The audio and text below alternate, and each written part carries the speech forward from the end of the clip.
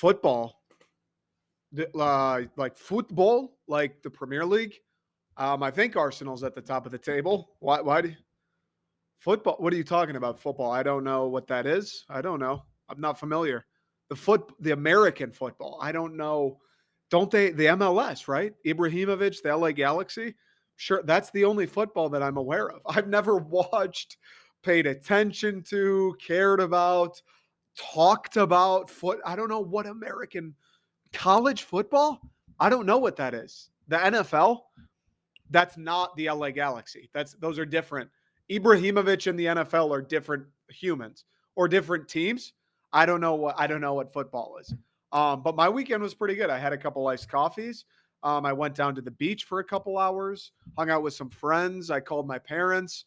It was good. No football and good. Yeah, no. It was a great weekend, actually. Thanks. Welcome back, folks. This is the Detroiter. We're covering sports in the Motor City and the Mid-State. A little bit of a different episode today. We're only going to talk about the English Premier League. That's all we're going to do today. We're going to talk about Arsenal. We're going to talk about Liverpool. I think Chelsea's probably in the mix. My fellas, my team, West Ham, right, with all that Saudi money. Been a fan since I was a kid, right? Came out of the cradle with West Ham colors, the blue, black, white, yellow trim. Everybody knows that. Everybody knows the West Ham colors. At least every West Ham fan knows the colors. I had actually, when I was a kid, and I used to sleep in a crib when I was a baby, I had a little West Ham horse, a stuffed West Ham horse that I would sleep with. His name was Gerard. He was a beautiful horse. He was stuffed. And then our dog Roscoe chewed him up, ate him, stuffing everywhere. Horrible scene. For some reason, they covered the stuffing. It was like splattered blood. Horrible scene. Maybe that's just how they make toys in the UK. But no, I love West Ham. I love the Premier League. I love when my teams play a 4-4-2. Pep Guardiola, for instance. Aguero! Drink it in. Never again will you see anything like this in your life. Dine! Right? Football, the Premier League, the pub. Jason Sudeikis would be another term that comes to mind. Thierry Henry. Zinedine Zidane when he headbutted the guy. France won the World Cup in 2018. So that's kind of what the podcast is today. We're just talking fucking the only form of football anybody cares about. The only form of football that I choose to acknowledge. How's that? Everybody's coming here after the weekend. Let's talk football. What's Nick got to say? A couple games were played. Some things happened. What's he got to say? Let's talk about the football. Okay, we can talk football. I love Liverpool. I like Mo Salah. I don't know why. Or Mo Salah, is that his name? I like him. Good player. What's the other guy? Virgil van Dijk. He's Virgil van Dijk. I like him too. In other news, the Red Wings start Friday. How's that sound? We got the Canadian contingency in here today. We got a little hockey starting this Friday. I think it's October 14th is the date. Red Wings will be playing host to the Montreal Canadiens, El Habitants. I'm juiced up for that. How couldn't you be? If you're from Detroit, God forbid you're a Detroit fan and you're a Michigan State fan, how couldn't you be juiced up for the Red Wings to start? Maybe the only team in this city that is going to deliver any form of promise to us, the indentured fans, in the next 2-3 years. Maybe the only fucking team in the city that'll be a little bit competitive for a season. That'll make it a little interesting. That'll have you, I don't even want to dare say the edge of your seat at the end of the year, but that'll have you still in your seat at the end of the year. That'll still have the channel on the dial. You know how you go previously, like you bring up all the channels you've been watching? The Red Wings, Fox Sports Detroit, or wherever you watch them, that'll still be in the recents at the end of the season. The only team in this God-forsaken city with these piss-poor dog water fucking franchises, the only team that'll maybe give you a little bit of enjoyment throughout the course of an 82-game season. Hopefully. I'll probably be wrong about that, though, right? They'll probably have the worst season they've had in 7 years. Oh, it looks like they were going to be pretty good. They made some signings. Heads up. Woo! Excuse me. They made some signings. Andrew Kopp in the mix. Elmer Soderblom made the team. Larkin, Raymond and Sider taking another jump, right? They got another season. Vrana will be here all season long, hopefully. This Red Wings team, maybe they can shake some things up. Maybe they can do a couple things. Maybe they can get it interesting. I don't know. maybe sneak into a playoff spot, or at the very worst, make a run at one. At the very worst, apply a little bit of pressure to other teams gunning for playoff spots. I don't know. Now that I think that, and that is my expectation for the Red Wings, I kind of feel that they're probably going to have the worst season the franchise has ever had. Like, I have a little bit of hope for the Wings. I feel pretty good about them. I think they'll be fun to watch. I think we'll have some good players. Mo Sider will be one of the best defensemen, not on the team, not in the division, in the entire fucking league. I think Dylan Larkin has been a savage the last 2 years. He's proved that he can go toe to toe with just about anybody not named McDavid, Matthews, or McKinnon. That's sick that all those guys' names start with M. Mick, Matt, Mick. That's pretty cool. Didn't even think about that till right now. Larkin can go toe to toe with just about anybody in this league. A fully healthy Tyler Bertuzzi is a guy that can ruffle some feathers and score some goals. Nobody hates having those guys on their team. Lucas Raymond was a bit of a sparkler last year. I think he takes another step. Hopefully gets a little faster, gets a little bigger, a little stronger, maybe a little less hesitancy. Not that I ever thought that was a problem with him last year, but you got a year under your belt playing in the big leagues, right? You got a year under your belt on the smaller sheet of ice with guys at the NHL level. You know what the closing speed feels like. You know where goalies are more vulnerable. You just have a better idea of what it's going to be. The more experience, the better, right? Now, this team is still very young, at least as far as the impact players go. Everybody that we rely on to win whatever games we'll win is on the younger side. I mean, Dylan Larkin, Tyler Bertuzzi, those are some of the older guys. Those are the oldest impact players I would say that we have. And what are they? Like 26? 27 tops? Like, I know they're not 30. Like, we got a pretty young team. And outside of that handful, every other younger guy is in the mid to low 20s, or every other impact player is in the mid to low 20s. Sider and Raymond are babies. I think Vrana's like 25, something like that. Hronik is still in his 20s, I believe. Not that he's a super impact player, but you get the gist of what I'm saying. Gustav Lindstrom's a younger guy. Nedeljkovic in the net is a younger guy. Fabry's getting up there a little bit, I guess. Zadina is a younger guy. Soderblom, obviously, he's a bit of a baby. Rasmussen's a younger guy.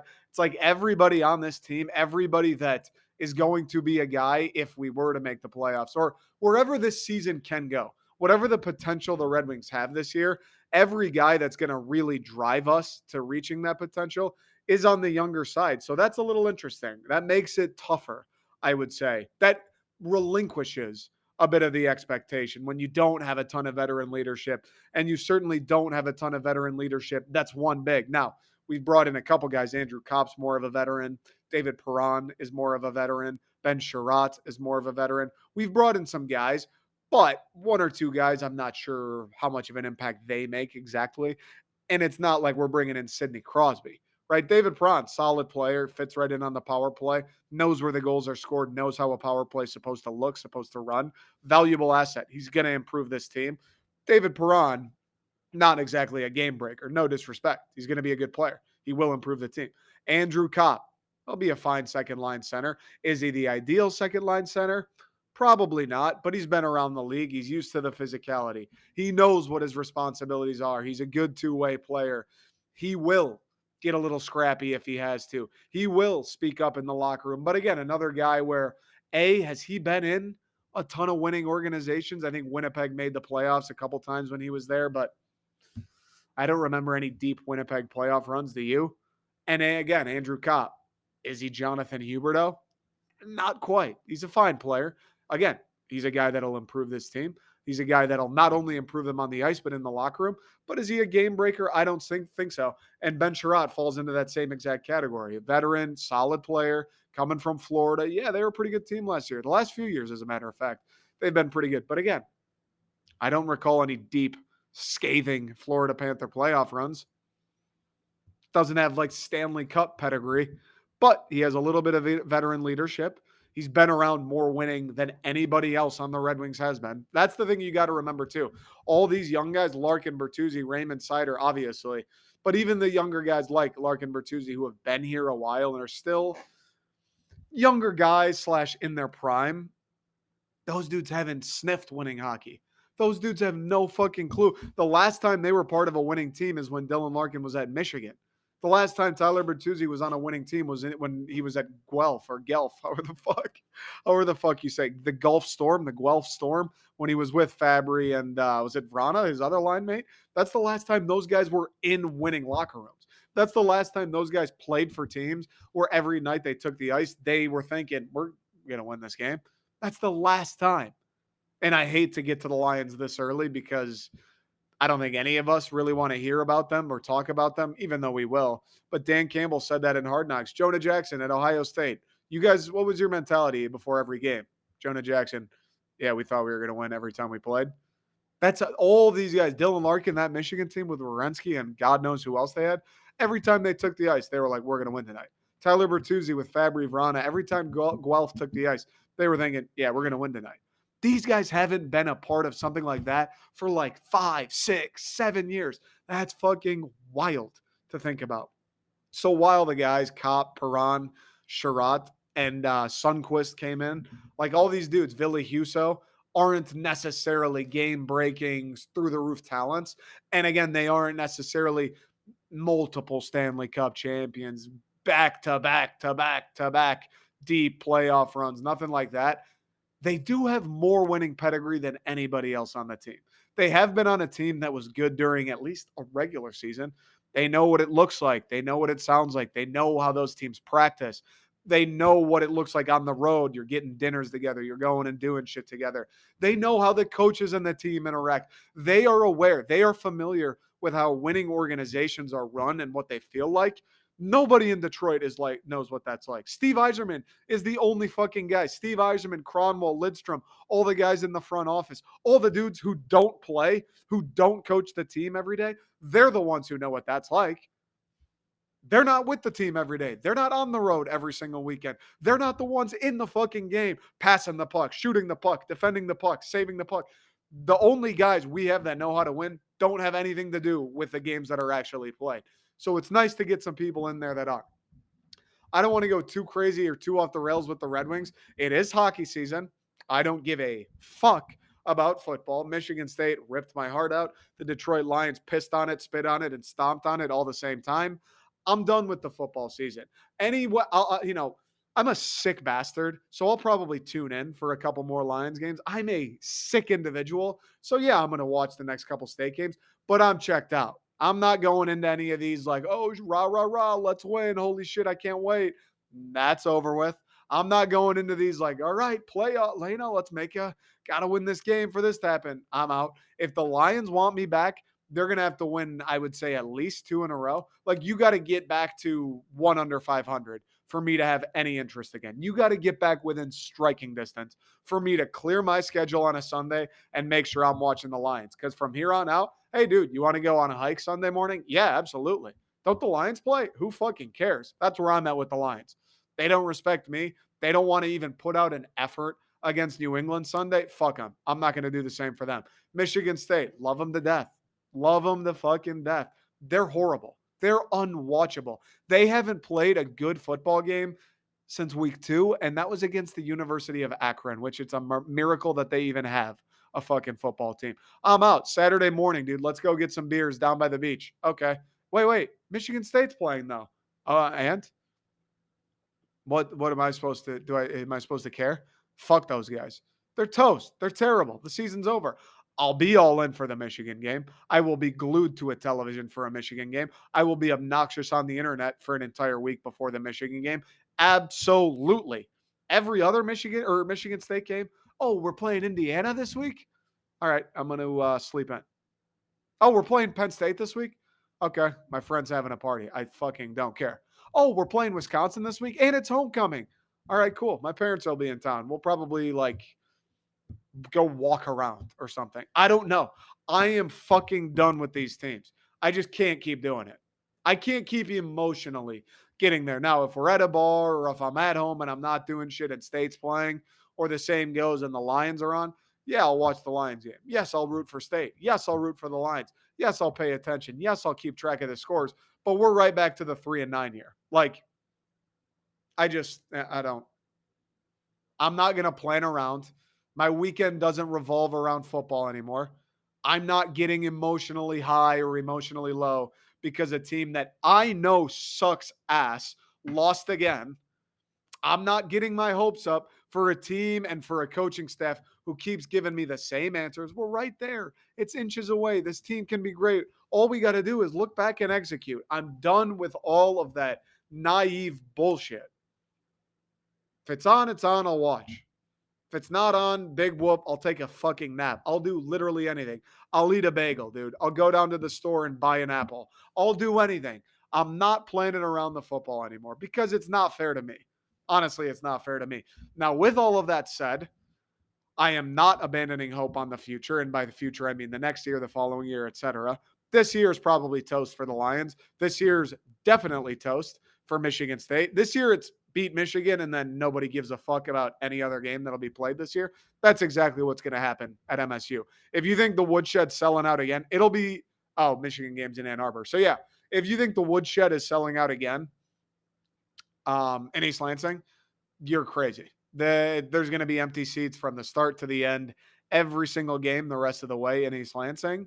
Ford Field, probably a similar look, and rightfully so. Fuck those guys as well. Fuck this team as well. Fuck this defense as well. Dan Campbell, I still like him. I still think it's possible he can succeed. But every week that goes by and we get more of the I fucked up, my bad, I didn't do a good enough job. And I understand, right? Like, he's taking the blame. He's not pointing the finger, which is what a good leader does. But it's Dan Campbell. Every week that goes by, the approval rating just boop, boop, boop, boop. The approval rating dips just a little every single fucking game that's played.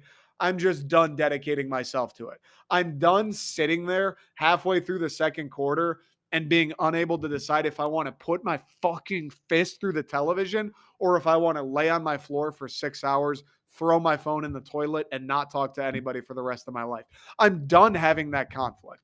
I'm done watching Michigan State with a bunch of fellow Spartans, and it's a beautiful day outside. The beach is 600 feet away, and I'm laying on a couch, clenching my hair like this, scrolling Twitter, firing off tweets, so angry, confused, like almost delirious. Like, it's hilarious how fucking bad we are and how we never improve at all. And meanwhile, I got a bunch of friends around. We should be having the time of our lives. It's a Saturday in October. The weather's beautiful. It's mid 70s. There's a beach. There's young people around, beautiful women, bars, restaurants. There's a grocery store. And I'm sitting there on the couch fucking firing off tweets about how does this defense not get 0.5% better in the course of 4 weeks?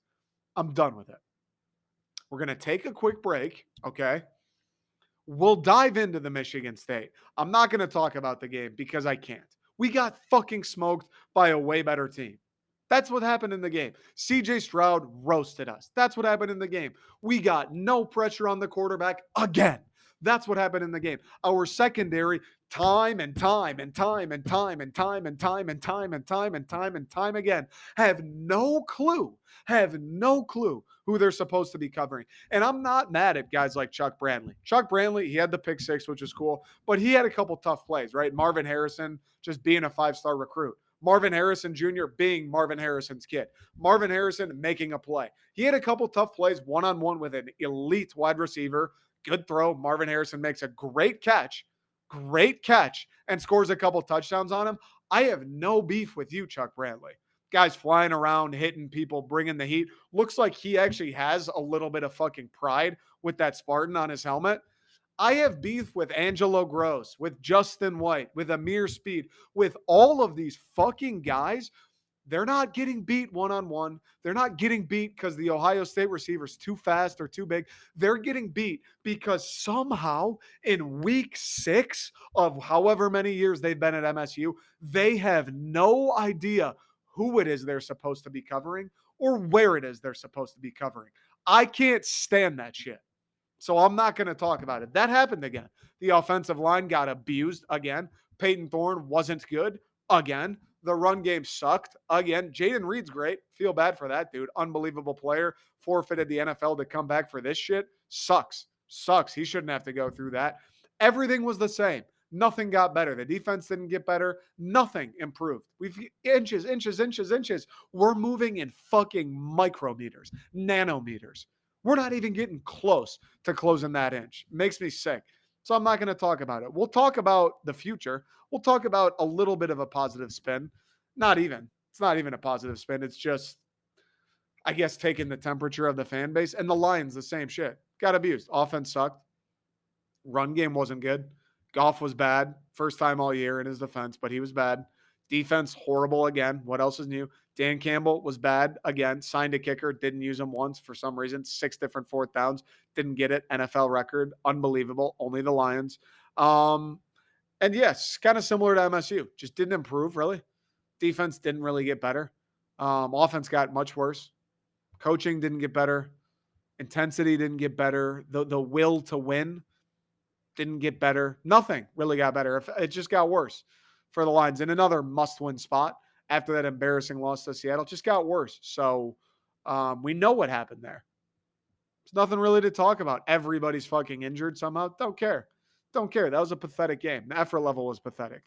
Offense was pathetic. No excuse. But again, we'll take the temperature of the fan base and talk about, I don't want to say what something should be, but what I feel the conversation should be around Dan Campbell. So quick break. We'll be right back. All right. I know I say this pretty much every single time I record. I go, this is verbatim. I'm going to try and keep this short, guys. And then I talk for like 29 minutes and 59 seconds.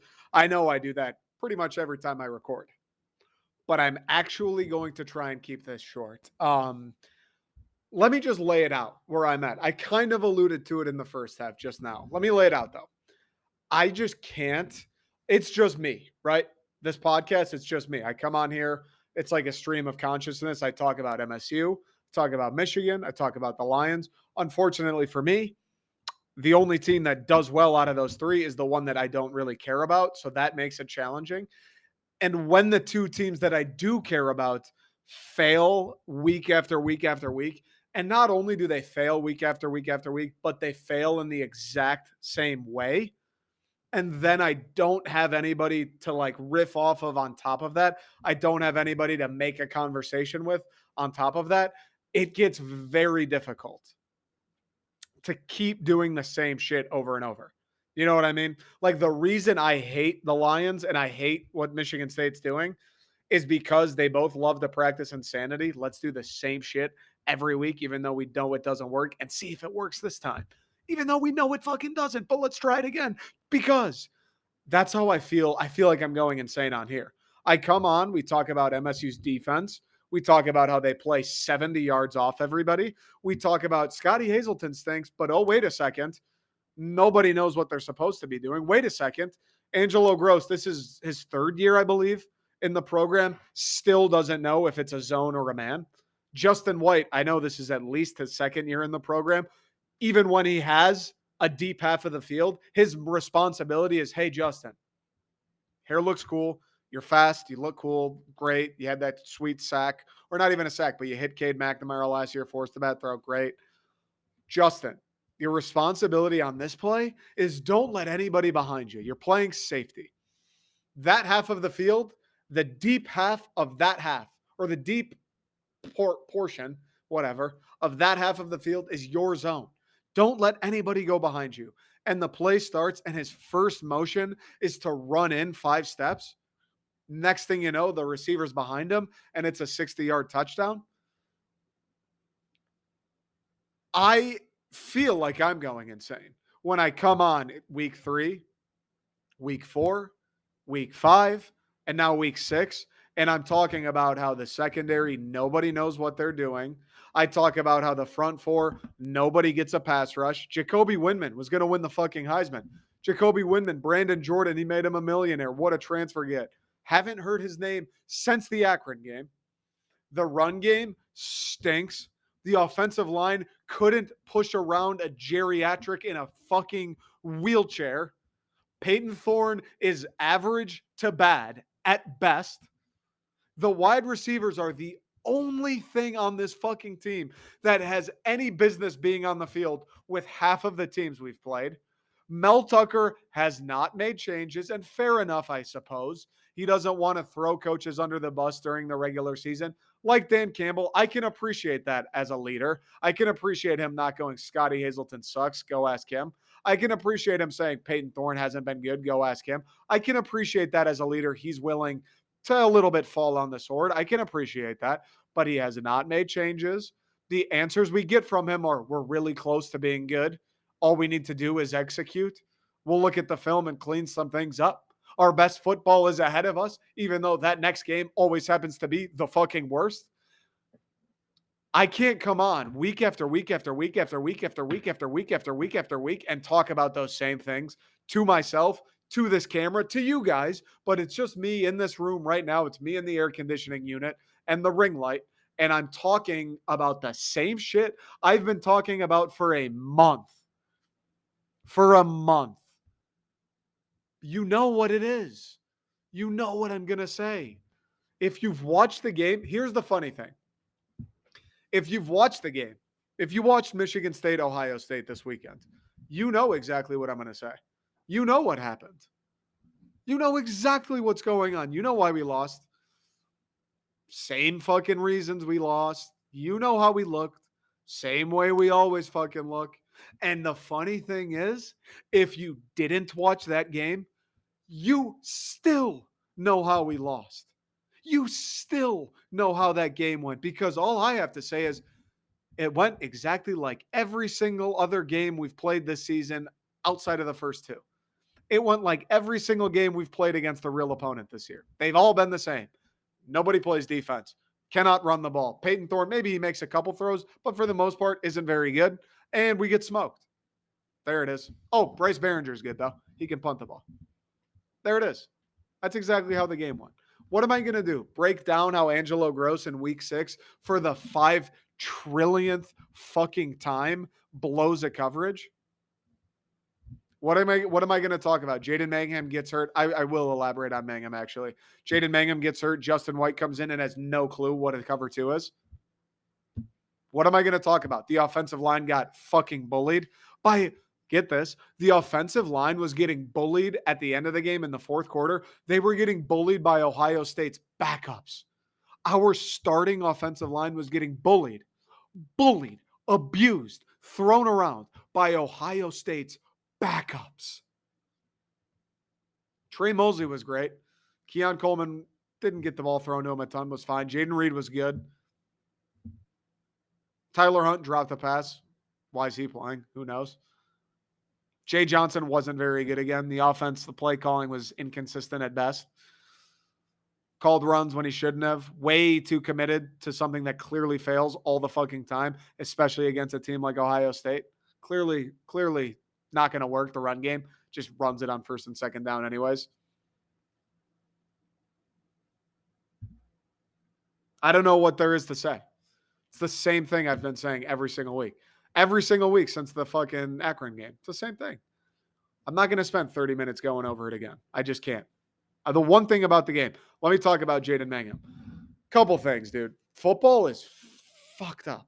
Every time I watch these guys, and it's not MSU, just football in general, college, pro, every single weekend that goes by now, I don't know if I'm becoming a little bit of a pussy or what. Every weekend that goes by, I watch these games and some of the hits, I'm sitting there like, wow, what is this? That Mangum hit on TreVeyon Henderson, which, by the way, TreVeyon Henderson, that dude is a load. Sucks for Buckeyes fans that he got hurt. That guy's a fucking animal. He is a load. That hit Mangum laid on him, or I should say the hit Henderson laid on Mangum, I suppose. I mean, it was a fucking collision and a half. Dude, my friends and I, we were watching that like it sucked the air out of the room. It was still a close game, I think. Maybe it was 21-13 at that point. Like, it was still a game. There was still a possibility, a universe in which MSU won. The game wasn't a blowout. It was still like, all right, let's see what, nobody's expecting much, but we're all sitting there like, let's see what happens. And Jaden Mangham just gets put to sleep. That was some of the scariest shit I've ever seen. Just didn't move. They brought out the stretcher. They like rolled him onto it because they didn't want to move him. And he gets ambulanced off. That was a scary fucking sight, man. These injuries, when people get concussed, Olave in the Saints game, Tua a week or two ago, whenever that was, these concussions are fucking, Scary, dude. Savion Smith in the Lions game, like, oh, it's got like goosebumps. It makes me chill. It's creepy. So I'm glad he's okay. I don't know, like just shut him down, right? Don't put that guy in. It's useless. You don't need him to play the rest of the year. Just fucking save his health, make sure he's okay. Tell him to go lift some weights, hit the treadmill. We'll use him next year if he's still about it. But the saddest part about that was Jaden Mangham and Chuck Brantley, too. The only two guys on the defense that I can confidently say I want to see on the defense next year. The only two guys that were wearing green and white Saturday that I felt truly had the mentality of fuck you. The only two guys that didn't give a fuck that they were playing Ohio State. Jaden Mangham, that play included, was flying around all afternoon up until he went out. He was coming up, hitting the running back. It's a shame he had to make as many tackles as he did because that means the defensive line and the linebackers aren't doing dick. Ben Van Sumeren, that guy's been where the fuck are you, Ben Van Sumeren? Ever. Where are you? But Jaden Mangham was flying around, dude. He had his hair on fire. He looked like he wanted to be there. He looked like he didn't care if it was Ohio State or the Kansas City Chiefs or LeBron James and I don't know who. He didn't give a fuck who he was playing against. He wanted to hit someone. He wanted to make plays. He wanted to win the fucking game. He was willing to put his heart, body, and soul out there for Michigan State to come away with a W. And it sucks that he got hurt. But Jaden Mangham, if you're somehow watching this, you are a certified dog. I want him playing for us. I want that guy on my defense. I want Jaden Mangham. As long as he wants to be a part of it, as long as he wants to strap him up, I want that dude seeing the field on Saturdays because you know what's fucked up, and I've been saying it for weeks as well. A lot of guys that get time on MSU's defense, I really don't understand why. I really don't understand what Amir Speed has done to get time. Get beat on 7-yard out routes for every single week in a row. Charles Brantley, like I said as well, he flies around. He'll come up and hit you. He got beat in a couple tough one-on-ones, but he games. He makes you earn it. He makes Ohio State. He made Marvin Harrison Jr. make a couple incredible catches. He makes you be better than him. He doesn't just hand it to you. He makes you fucking pry it from his cold, lifeless hands. And I appreciate that about Chuck. Chuck, Jaden Mangham, I want those dudes in the green and white as long as they're willing to be in the green and white. Everybody else on the defense, why the fuck do they get time? Cal Haladay, he was a freshman All-American last year. What the hell did he do Saturday? Didn't hear his name. Maybe made a couple tackles because someone has to make tackles, eventually. What the fuck did he do? Amir Speed, bro. Is Caleb Coley dead? Is every other cornerback on the roster dead? Why does Amir Speed get time?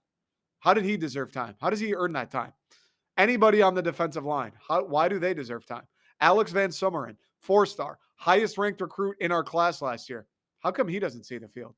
Goatete, Lord knows I can't say it. I think the first class Mel Tucker pulled in. He was the 4-star. He flipped from USC. How come he doesn't get any time? Cal Halladay's not doing shit. Ben Van Sumeren doesn't do dick. Ma can't get the field a little bit. You can't give him a chance. No, maybe he's a little stronger or a little weaker. He's a little younger. He doesn't look as good at practice. Guess what, dude? Ben Van Sumeren doesn't look good in the fucking game. So respect Jaden Mangham, Chuck Brantley.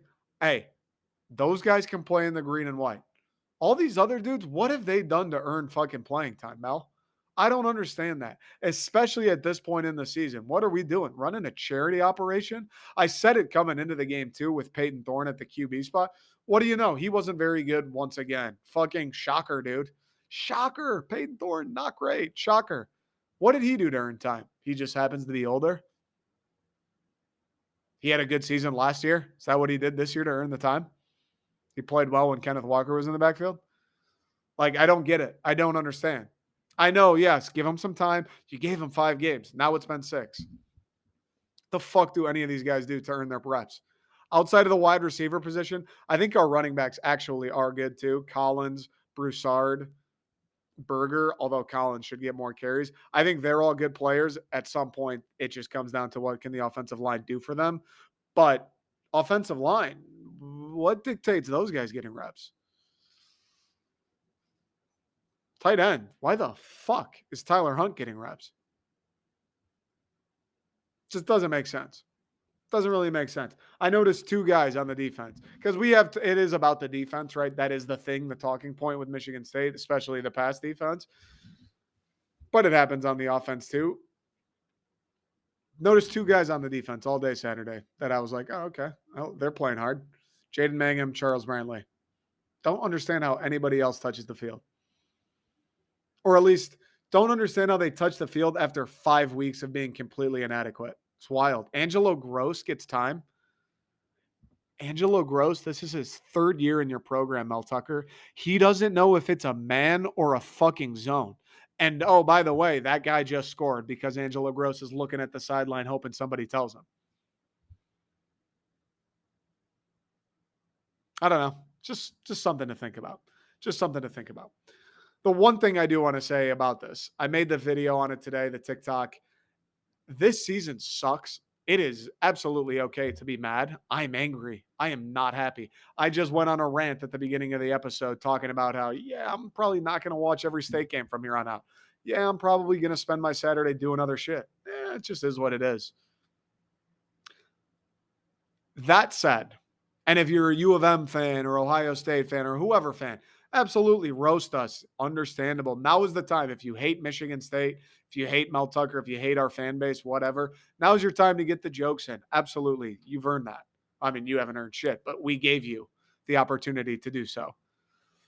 What I won't accept, what doesn't fly, is anybody out there, whether it's in the national media or it's a Michigan State fan, anybody out there doing the whole Mel Tucker has the worst contract ever. Mel Tucker's stole $95 million from Michigan State. Is Mel Tucker going to survive the end of the season? Michigan State should have made changes already. Michigan State would have made changes already if he was a white coach. All of this garbage, vile, fucking fraudulent bullshit.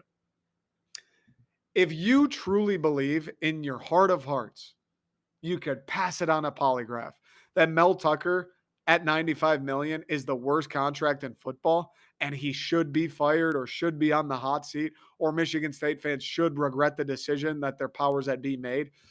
You don't know what the fuck you're talking about. I hate to break it to you because we weren't supposed to be good last year. I know we won 11 games. Great season. Michigan State was projected by Vegas to win 4.5. Last year was an anomaly. This year, we were supposed to be bad.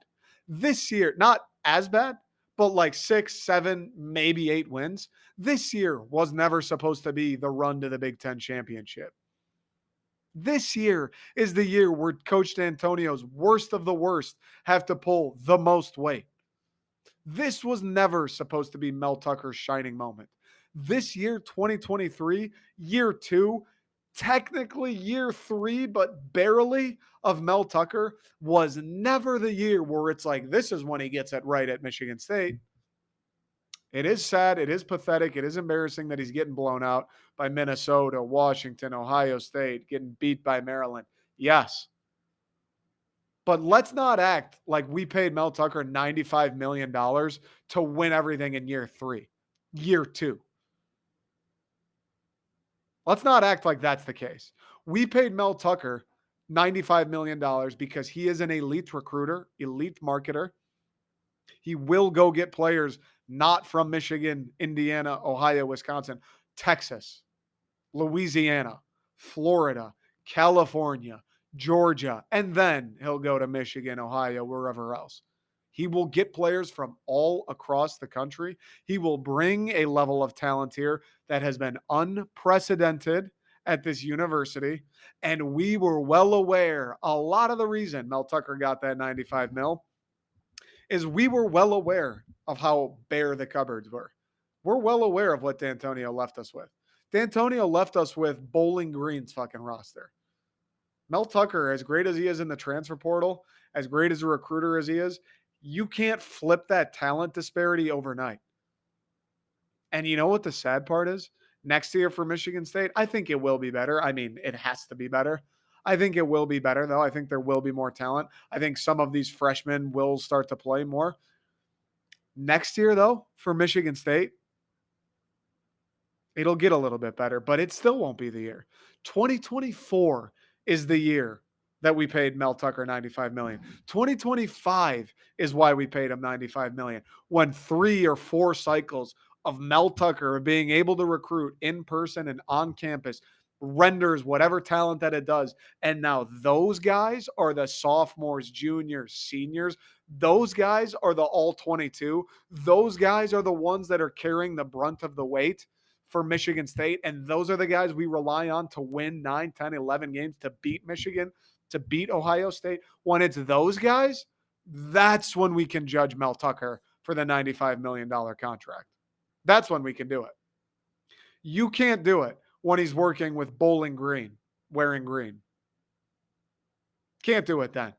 When it's year 3, technically, barely, and he got hired 12 seconds before COVID broke out, and you want to talk about he has the worst contract in America? You are a fucking idiot. Either that or you're fraudulent. Either that or you are just typing stuff like that out. You're writing the article, talking about that, putting out those clips. And you know you're wrong. You know that it's a stupid thing to say, but you're doing it anyway because people click and you get interactions and your website gets views. So you're a fraudulent person. You're saying shit that you simply don't believe. You either don't believe that Mel Tucker is overpaid or it's a bad contract or Michigan State fucked up. You either don't believe that or you're a fucking idiot. That's pretty much it. Once 2024 comes around, and these guys, it is the 23rd ranked class. It is the 17th ranked class. It is the 13th ranked class. When 2024 comes around and every single position on both sides of the ball is a 4-star or better, when 2024 comes around and every single player was handpicked by Mel Tucker to suit up for him, if we're still giving up 40 a game, if we're still losing to Minnesota and Maryland, if we're still getting blown out by Ohio State, then we can talk about, all right, maybe he's not necessarily worth it. Because here's the other thing. Remember when all these same people who are now doing the Mel Tucker stinks, he's overpaid, I can't believe MSU did that, everyone doing that routine, were the same fucking fraudulent losers who were doing the LSU's going to poach Mel Tucker. LSU wants Mel Tucker and they're going to go take him and Michigan State can't do anything to stop him. Well, you're wrong. Michigan State can do things to stop him. They did those things to stop him. And now he's in the green and white. Now he's here for the next 10. And now we're going to give him time to let his vision play out. LSU did want him, or at least LSU was interested in sitting down and talking to him. And after MSU's history with Nick Saban going to that very same school down in Baton Rouge, you simply cannot, if you have any pride in the university, you simply cannot let Mel Tucker get up and walk away and go down to LSU for more money after he's been there for like a year and a half. And it's finally, he's righting the ship. There's momentum again. People are feeling good. You're winning games. Spartan Stadium sold out. You simply can't let that happen. Michigan State pulled up a chair to the big boy table when they gave Mel that contract. The difference is between Brian Kelly struggling at LSU. The difference is between Marcus Freeman struggling at Notre Dame. The difference is between Mel Tucker struggling this year at Michigan State is they still went 11-2 last year. Like people are acting like that didn't happen. Worst contract ever. Do people know last season happened? They're supposed to win 4 fucking games. 1. And 2, the difference is LSU is loaded with talent. I know they went from Coach O to Brian Kelly. LSU is loaded with guys. Notre Dame is loaded with talent.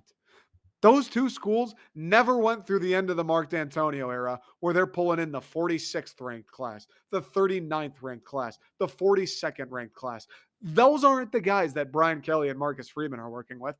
Those two coaches are still working with top 10 caliber class recruits. Those two coaches, they're playing 5 stars and they're losing to Marshall. They're playing 4 stars and they're losing to Florida State. They're not working with Bowling Green.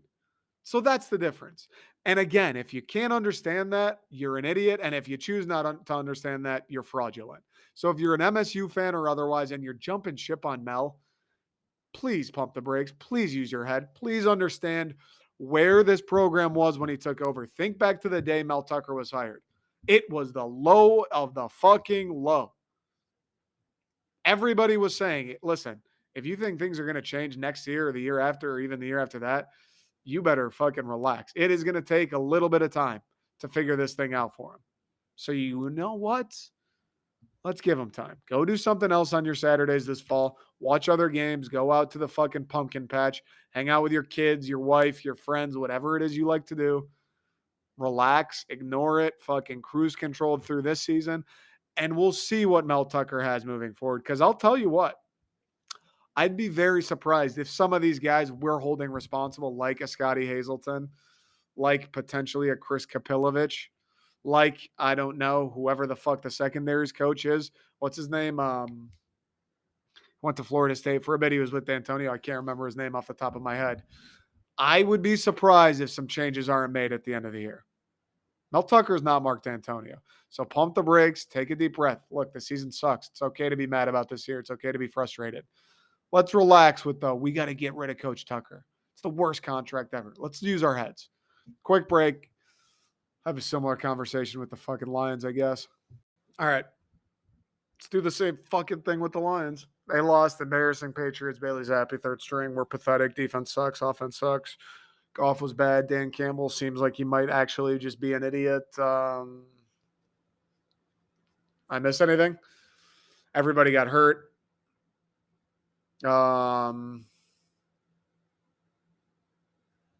Hutchinson doesn't do anything. There's another one. Check that off the bingo card. That's pretty much it. I mean, yeah, pathetic game. And I don't even want to what do you want me to say? Again, let's do the same fucking routine. We don't get pressure on anybody. Hutchinson, I don't give a fuck about his PFF 80 overall rating. Doesn't get near the quarterback. I want him to succeed. I don't give a shit where he went to college. I want him to be the best player of all time. He simply isn't. It is what it is, dude. It sucks. He went to Michigan and people like polarize it in this way. It is what it is, dude. He's not good enough. Right now, at least. Have I given up hope on him? No. Am I saying he's a bust? No. He's got plenty of time. Get bigger, faster, stronger, whatever. Learn more moves. What I am saying is he does need to be better, though. This level of play isn't going to fucking fly as long as he's making the kind of money he does. It just won't. As long as I know my brain has enough memory to realize we spent the second overall pick on him, that shit's not going to work. Jared Goff was bad. He's been great all year, so I'm not going to go too crazy on Goff. Shit happens. You can't play great every night. The offensive line wasn't the best. He got pressured, even though he's the least fucking athletic person to ever live. Like Jared. I hate to be that guy, but Jared, can you dodge a sack once? You know what I mean? Can you avoid a sack once, Jared? Can you not look like you're running on stilts one time when a defender gets near you, Jared?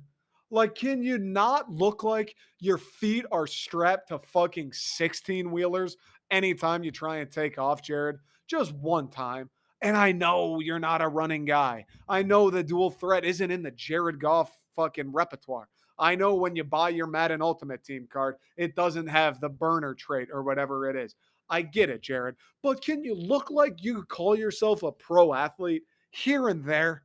Miguel Cabrera, he's the woat as far as athleticism goes. I swear to Christ, he could do a couple things that it's like, all right, Miggy, at least you're moving your feet. Like Jared Goff, for one time, can you not look like you're made out of fucking 2x4s? It's so non-fluid and inflexible. The way he takes sacks, it drives me crazy. He's been great. It's been great all year. He was bad against the Pats Sunday, but Jesus Christ, dude, the athleticism, like stretch, dude. Wake up in the morning, make your bowl of oats, and touch your toes for 20 seconds. Hit the gym, and after your workout, do the fucking butterfly for a minute. Like just a couple things, Jared. Please, can you do something? And the defense, let's talk about them. Everybody's injured. I don't know how that happens. I don't know how every single time New England snaps the ball, someone's knee just exploded in Honolulu Blue. I don't get where that happened. I don't know if we got fucking like hexed or Bill Belichick when his hands are in his pouch, he's just poking a little voodoo doll, taking out everybody's ACL. There was legitimately a stretch where every time the ball was snapped, a different defensive back tore his ACL. I swear to God, it was every play. Oh, the ball got snapped, 24 is down. Ball got snapped, 28's dead. Ball got snapped, 31 can't breathe. Every single fucking play, somebody looks like they got hit by a sniper from the top deck at Foxborough just because a play happened. It was unbelievable. And the guys that didn't get taken out by the sniper didn't cover anybody. The pass rush doesn't exist, dude. Aiden Hutchinson, we talked about him, but for the love of God, Aaron Glenn just can't figure it out. Aaron Glenn just can't figure out what he needs to do. He knows I don't have a pass rush.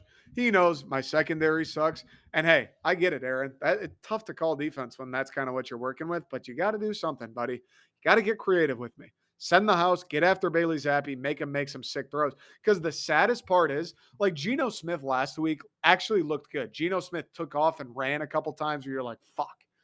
He's athletic. That was a smart play. Good job, Geno. Fair enough. He made a couple throws. You're like, damn. Stepped up. He took a hit.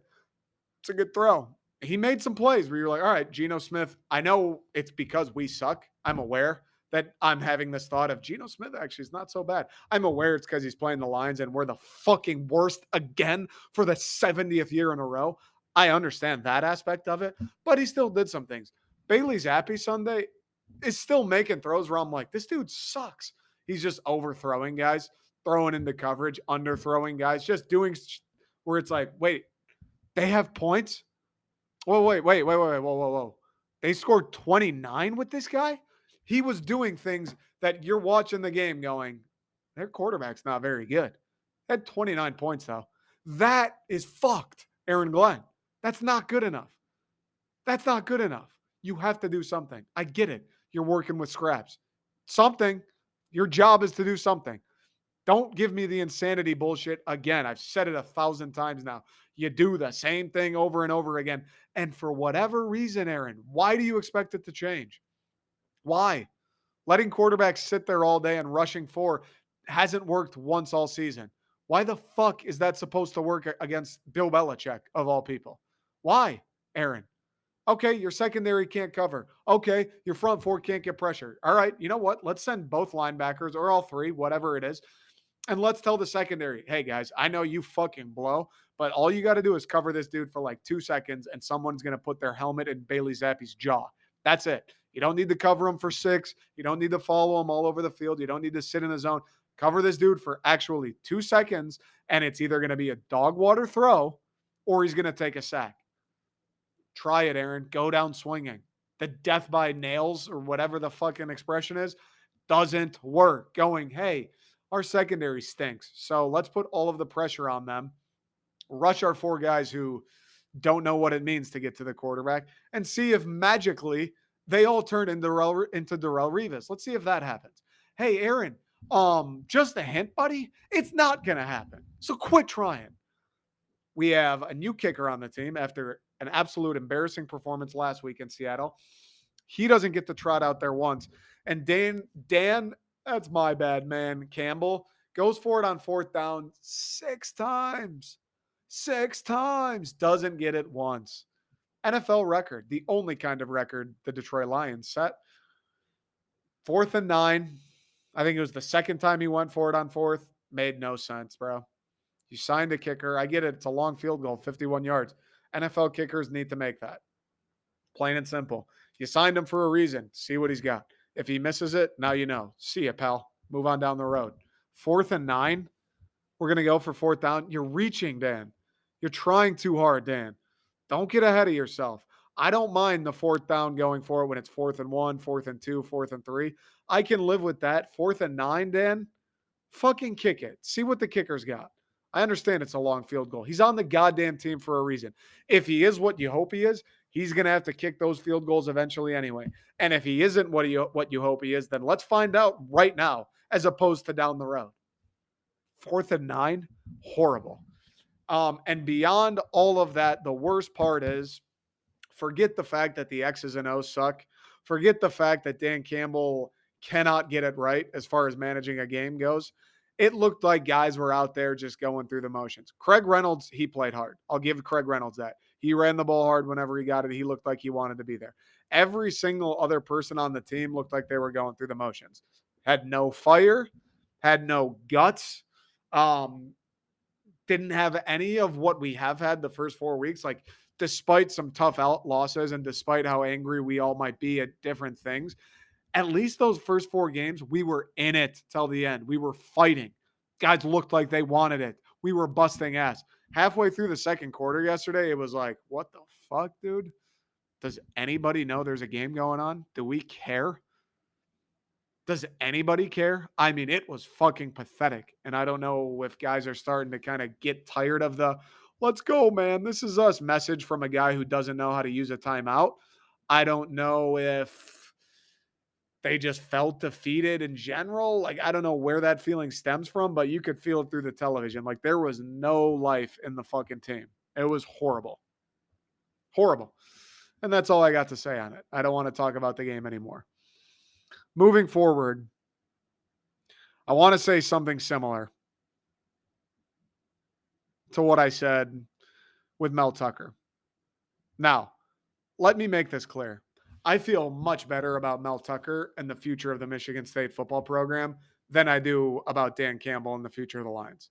I feel like supremely confident that Mel Tucker in 2024, 2025, like I said, when the guys that play every position at MSU are all 4-stars, I feel supremely confident that those guys, those teams will be winning like 8 games at least every year. I feel very good in that. I don't know anymore if it's going to work with Dan Campbell. I hope. I wanted to. I'm certainly not coming out here saying it's fucked. Get rid of him tomorrow. It's not going to work. I still, I believe a little bit. I still am willing to hear him out. I still am willing to give him next year and seeing what happens. But I'm starting to waver a little bit. If I started the season at 100% confidence that, let's say, 4 years from the day they were hired, both coaches would still be at that same university or team, and they would now be leading winning teams. If I was at 100% confidence with both of them coming into the year, I'd say with Mel, I'm at like 98. I still have like Mel Tucker just is a good recruiter. I think Mel Tucker will run this team like a CEO where at the end of the year he goes, Scotty, you fucking suck at your job. You're out. I may not be the best defensive coordinator in the world. Let me go find the guy who is, and I'll handle the recruiting and I'll handle getting him the nastiest linebackers, the nastiest cornerbacks, the nastiest edge rushers, and he can call the defense. I'll bring him the talent. I think Mel Tucker will run MSU like that. I think that's how he has run it. And I think you'll see at the end of the season when guys like Scotty Hazelton are flipping burgers at Wendy's, you will now be like, oh, okay, that's how this is going to go. It is going to be like a little bit of an Alabama type situation where it's a business. That I'm at a 98 with Mel for that reason. Dan Campbell, on the other hand, if I was at 100 coming into this year, 60, 65, I don't feel great anymore. Feel okay. I still want to hear him out. And that's the thing. People are frustrated, and I get it. And you should be mad. And this season probably is lost. And it sucks because it was kind of encouraging for a couple weeks there. Had the number one offense, almost beat the Eagles, who were probably the best team in football. Should have beat the Vikings. We're in all these games. And in the last 2 weeks, it's come crashing down in a hurry. Firing a coach every time they have a losing record isn't how you build winning programs. Firing a coach 5 games into his second year every single time they're not winning every game in that second year is not how winning things are built. It's just not. Similar to MSU, the talent level in the Lions organization when he took over was bad. We have offensive talent now, and I haven't gotten on the offense much today because you know what? It sucked. Ben Johnson wasn't great. Running these 4th down plays short of the sticks made me want to fucking throw up. Jared Goff was bad, but you know what? They've been the best offense in the NFL the first 4 weeks. They sucked ass week 5. Shit happens. Shit happens. I won't get too angry with the offense. If they're going to be the best offense in the NFL 4 of every 5 weeks, and then that 5th week be the worst, I'll make that trade every single day of the week because you should win 4 out of 5 games with that every single time. So I'll make that trade. Dan Campbell, I'm afraid, doesn't understand how to run a game, doesn't understand when he should go for it, when he should punt, when he should kick field goals, when he should call timeouts, just doesn't have a feel for the game. And that's okay. But here's the thing. In order for that to be okay, you need to do what I just talked about with Mel, where you're the CEO. You don't have a fucking idea how timeouts work. You don't have a clue how or when you should go for it on fourth. Go find somebody who does. Put them in charge of fourth downs and timeouts. That's their only job. You study math and numbers all day long. Go get the fucking Yale data scientist that sits in his cubicle in Allen Park all day and tell him, hey, man, you're going to stand right next to me on the sidelines on Sundays now, and you're going to tell me when we should call timeouts, and you're going to tell me when we should go for it, when we should kick it, or when we should punt it. And let him do that. And then Dan Campbell, your job can be firing people up. Your job can be getting guys to buy in. Your job can be fucking making sure we play hard. That can be your job. And that's a valuable job. That's something Matt Patricia never had. That can be your job. That's a valuable asset to a football team. But if you don't know what you're doing, Dan, you need to find somebody who does. It's okay. Maybe it's a little embarrassing the head coach hands off timeout responsibilities. You know what isn't embarrassing? If you start winning fucking games. So do it if you have to, Dan. That's what's making me nervous. That on top of the being the uber motivator, being the I love you guys, man. We're gonna play hard and bite kneecaps, man. The whole like Dan Campbell caricature stick or shtick.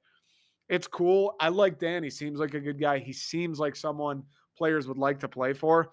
But with all of that said, that gets old when you start losing fucking games, when you start losing games that teams you shouldn't lose to, and when you start losing games because you, the head coach, don't know what you are doing.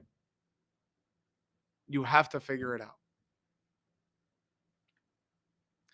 Do I think calling for his head in year 2 is the right move? No, that is not the right move. No, no, no, no. That is not how you build winning things. No, no, no, no, no. Every single time a guy has a losing record, you can't just fire him. You'll never get anywhere. You need to give him a little bit of time. And we knew that it would take time when we got here. It's funny, similar to Michigan State, this season for the Lions coming in, it was like, all right, let's get Bryce Young, let's get CJ Stroud. We'll win a couple games, but let's go get it like a high draft pick. Let's go get an impact player, and then we'll sign some guys in the offseason. And next year, 2023, then Dan Campbell needs to put a winning product out. And we played the Eagles and we were in that game. And then we beat Washington. And then we were winning ahead in charge of that Minnesota game. And it slipped away at the end. But it was like, all right, we should have won that. After week 3, I think people felt good. We were looking around like, fuck, the offense scores. Defense is bad. But asking the defense to go from the worst in the league to like 28th isn't a crazy ask. And if that happens, we'll have a winning record. I think people started to feel good.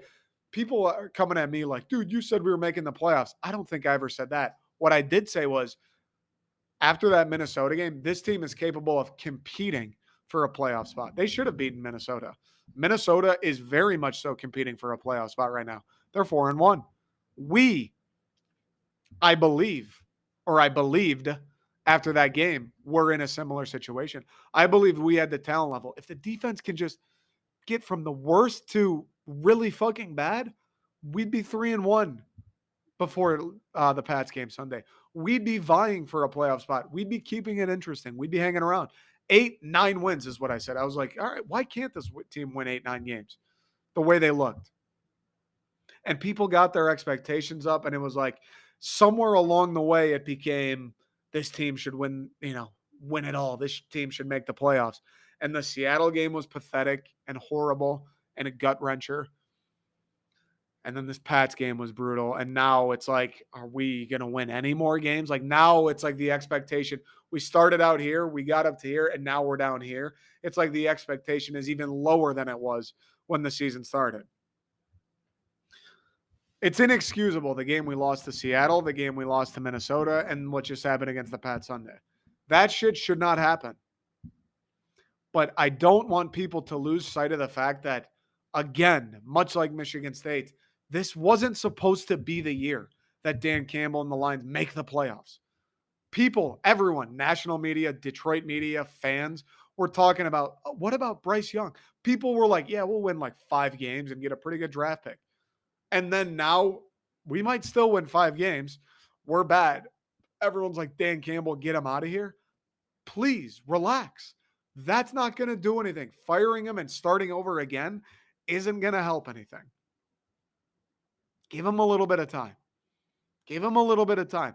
Let's see what happens next year. If next year we're in the same boat, next year we start off 1-4, 2-3, and we're losing games like we did against Minnesota, we're losing games like we did against Seattle, Aaron Glenn is still somehow around, then we can get rid of Dan Campbell. Then we can explore other options. It's too early right now. And one last thing I just need to say. The amount of fucking people, I was pissed Sunday. I made that video, went kind of viral. Same old Lions vibes, where it's just every single year, how does it happen? And I don't want to get into that because it just makes me feel bad. And I don't know. I just don't. Sunday, I felt like I was pissed. I don't want to be pissed again. But people in the comments going, I told you, dude, same old Lions. Dan Campbell was never going to work. And there's a guy on Spartan Twitter, Justin Spiro, Darko State News. I like him. I agree with a lot of what he says. I think he's entertaining, good at what he does. I've talked to him in Spaces. Seems like a good guy, all that shit. Nothing against him. But he posts a screen grab Sunday of a video he made. I don't know when he made it, in fairness. I don't know if he made it a week ago. I don't know if he made it the day Dan Campbell was hired. But the title of the video is Why Dan Campbell Won't Work in Detroit. And he posted it like bragging that he knows it. And he claims to be a Lions fan. He's tweeting about the Lions. He's talking about them.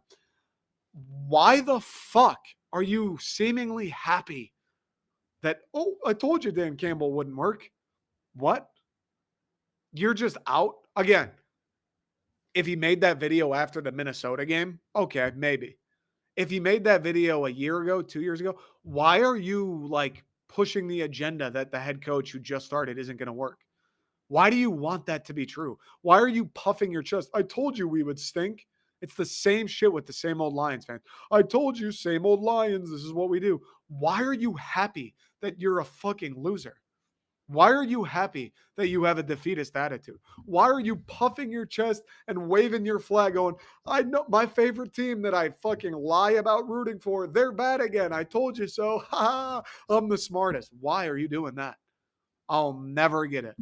Like I said, Justin seems like a pretty, head on his shoulder guy. I seems like, I don't know him personally, but like seems like a good dude, all that good stuff. Dude, why are you running around going, I told you Dan Campbell wouldn't work, and then you're tweeting about the Lions?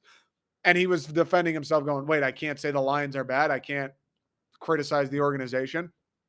Absolutely. Lions suck. Front office hasn't been terrible. Coaching staff stinks, apparently. Team stinks.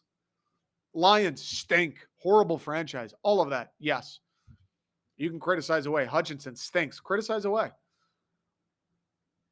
It's a difference between criticizing and preeminently going, oh, the head coach we just hired is going to be a failure. And then when it goes poorly, when they lose again, you're tweeting something out going, told you so. Is that criticizing, or are you just being an asshole? Is that criticizing, or are you just flexing that you predicted the new head coach of your favorite team was going to be a failure? That's a weird thing to flex about. That's like your friend. Maybe he's not the smartest in the group. Doesn't get into that school. And you send him the screenshot of your group chat and you go, I told you you wouldn't get in, dude. I knew he wouldn't get in. He's not smart enough. What? Your friend applies for their dream job and you're like, man, it's kind of a long shot, but hopefully it's kind of a long shot. I don't know if it'll happen. And then when they don't get in, you're like, I told you you wouldn't do it. I knew it. Your friend wants to be an actor. And when they don't get booked after their 90th audition, you go, I told you would never make it. Weird. Why do you want to do that? I know it's bad. Criticize. They stink. I understand. I won't understand the defeatist before it happens. I can understand the people this Sunday going, same old Lions, man. This shit happens year after year. I get that. I get that angle of the same old Lions. What I can't get behind, and it will happen, is next year in August, before year 3 of Dan Campbell and Brad Holmes starts, there are going to be people going, same old Lions. They won't do shit. This organization sucks, before they've played a fucking game. The same people making videos about how Dan Campbell's going to be a loser, however many games into his tenure he was when that video was published. That I can't get behind. That is lame as fuck. That's disingenuous. That's the type of shit that has me thinking, you're a loser Why do you want to be that person? And why do you even bother with the Lions if that's your outlook? Don't get it. Team sucks. I don't care anymore. Football season was fun. Michigan beat Indiana. Little sweaty there for a little bit, but they got it done. I don't fuck whatever. Quick break or not quick break. That's all we got this week. We'll be back. Also, shout out if anybody's here from Seattle. That my Seattle TikTok with the new design went uber viral. Like 500,000 people have watched it, which is fucked. 500,000 from Seattle. I'm from Michigan. I talk about Detroit and Michigan State. 500,000 people from Seattle saw the TikTok. That's fucking mind blowing. So if you're here, welcome. Hope you enjoyed it. Kind of a depressing episode today. If you want more of the positivity, go back to August, early September. Vibes were higher back then. But thank you for the support on the Seattle drop. They've flown off the shelves, done way better than I could have hoped for. Obviously, not having a Seattle fan base. So I appreciate everybody who's purchased them, supported, spread the word, send them to your friends, even just left comments, messages, whatever it is. I appreciate all the support. If you aren't aware, the Seattle drop, I'm going to keep it in the store until the Mariners win the World Series. The secondstring.com, go check it out. This weekend, we're going to have a little something for the Red Wings season starting. So if you're a hockey fan, keep your eyes peeled. That's all I got today. We'll be back Thursday. Appreciate you guys. Have a good week.